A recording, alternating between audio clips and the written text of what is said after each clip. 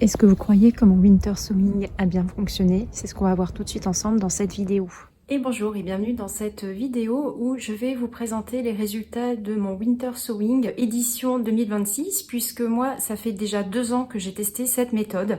Cette vidéo vient d'ailleurs en complément de la vidéo de l'année dernière que vous aurez dans le i et dans la barre d'informations.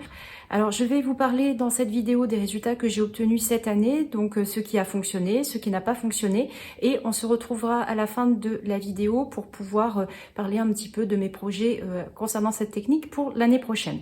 Alors sans plus attendre, je vais vous parler de mes résultats et on va commencer par les échecs, puisque oui, il y en a eu. Donc je vais reprendre ma liste qui était dans mon carnet pour pouvoir refaire rapidement avec vous un point sur ce qui n'a pas levé.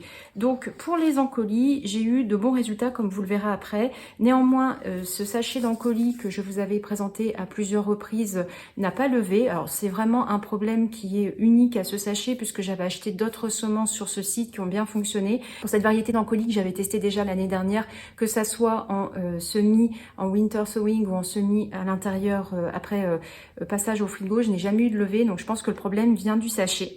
De même que les encolis que j'avais récupérés dans le Jura, ça n'a pas fonctionné, mais ça doit être dû aussi à la qualité des graines.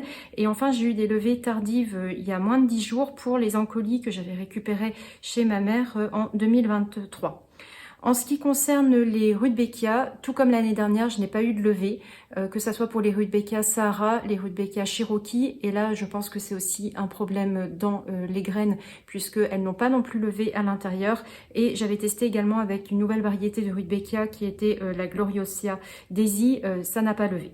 Ensuite, j'avais fait des semis d'aromatiques que je n'avais pas testé l'année dernière, donc pour la camomille, la monarde, ça n'a pas levé. Et pour le Verbassum, j'ai eu une levée, mais les plants n'ont pas vraiment prospéré après, donc je ne considère pas que c'était un semis qui a fonctionné. Ensuite, pour tout ce qui est Delphinium et Reine Marguerite, je n'ai pas non plus eu de levée. Alors les Reines Marguerite, ce sont des sachets qui n'avaient pas déjà levé l'année dernière, notamment la Reine Marguerite naine, donc je ne suis pas surprise que ce sachet n'ait pas fonctionné cette année.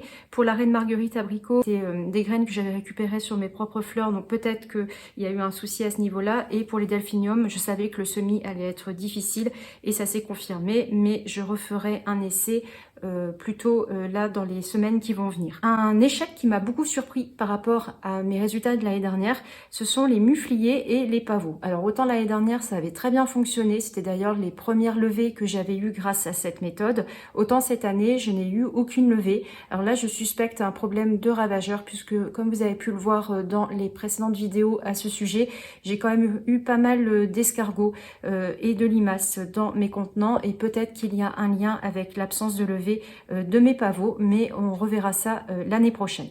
Alors ensuite, je vais vous parler de choses qui sont beaucoup plus réjouissantes, c'est-à-dire les réussites.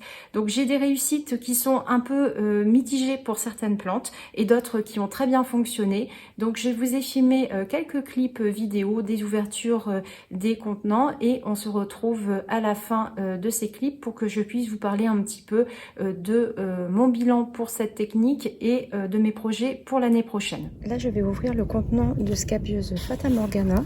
Donc vous voyez qu'il y a eu quelques levées, mais je pense continuer à faire plutôt mes semis de scabieuse en intérieur comme j'avais l'habitude. Et voilà le résultat après ouverture. Donc ces graines, c'était des graines que j'avais récupérées il y a 2 ans sur mes scabieuses directement dans mon jardin.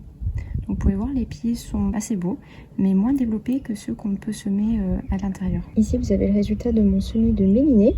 Bon, vous voyez, ça fonctionne, mais c'est vrai que j'avais mis un peu plus de graines, donc j'ai pas eu une levée extraordinaire. Voilà, donc le résultat après ouverture. Le plan est plutôt joli, donc je vais aller l'installer dans le jardin, même si j'ai déjà beaucoup de méliné en fleurs. Je vais vous montrer à quoi ça ressemble.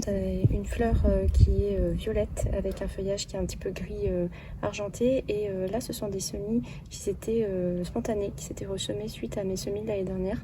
Donc voilà, c'est très joli. Donc là, ça va certainement fleurir un peu plus tard. Mais là, moi, maintenant, je les laisse s'installer au jardin puisque ça se ressème très bien. Ici, vous voyez, c'est un semis de digital. Donc là, ça a bien levé, je trouve. Les plants, par contre, ne poussent pas beaucoup en ce moment. L'année dernière, c'était pareil, ça avait pris du temps. je pense les changer de contenant pour leur donner un terreau peut-être un peu plus nutritif. Et voilà, après ouverture, il y a des graines qui ont même germé sur le côté. Je vais ouvrir le contenant pour pouvoir les récupérer. Ici, j'avais semé des échinacées rose pâle. J'en avais pas semé beaucoup parce que je n'avais pas énormément de graines, donc je suis contente d'avoir eu quand même 2 graines qui ont germé. Pareil, je vais changer le terreau.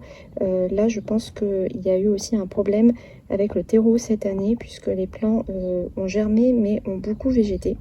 Donc on va changer un petit peu des choses l'année prochaine puisque vous voyez que cette année le résultat est quand même moins bon que ce que j'avais pu vous montrer l'année dernière. Néanmoins pour les échinacées c'est très bien puisque ce sont des vivaces, donc si j'arrive à les maintenir jusqu'à l'automne, j'aurai des pieds qui vont rester dans le jardin. Voilà le résultat après ouverture. Les pieds sont quand même jolis. Je pense qu'il est vraiment temps de changer le terreau. Vous voyez, il est tout sec, donc on va mettre quelque chose qui va être plus nutritif et les plants vont bien repartir. Abonnez-vous à ma chaîne puisque je vais vous montrer le résultat de l'évolution de ces vivaces lorsque je les mettrai en terre à l'automne. En ce qui concerne le semis de pois de senteur en winter sowing, vous voyez que la technique fonctionne, même si je trouve que c'est moins efficace que de les semer au frais dans les bouteilles en plastique. Vous voyez que les plants sont bien développés. Ici, on est sur un semis de amourette ou brisa maxima.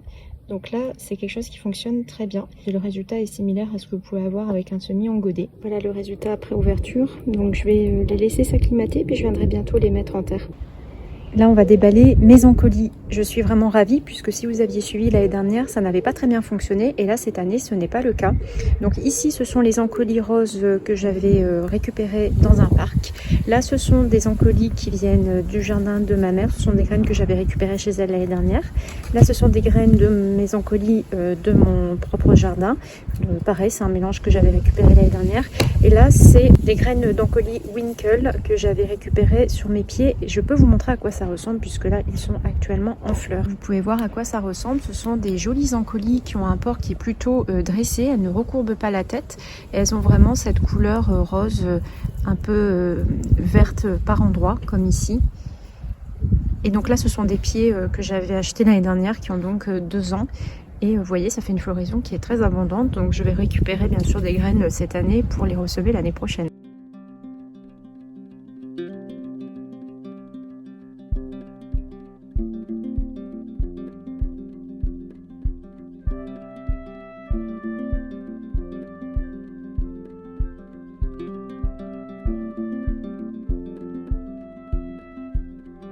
Et voilà donc le résultat d'ouverture de mes encolis. Vous voyez, les pieds sont vraiment très beaux. Ils sont vraiment beaucoup plus beaux d'ailleurs que l'année dernière dans ces contenants-là.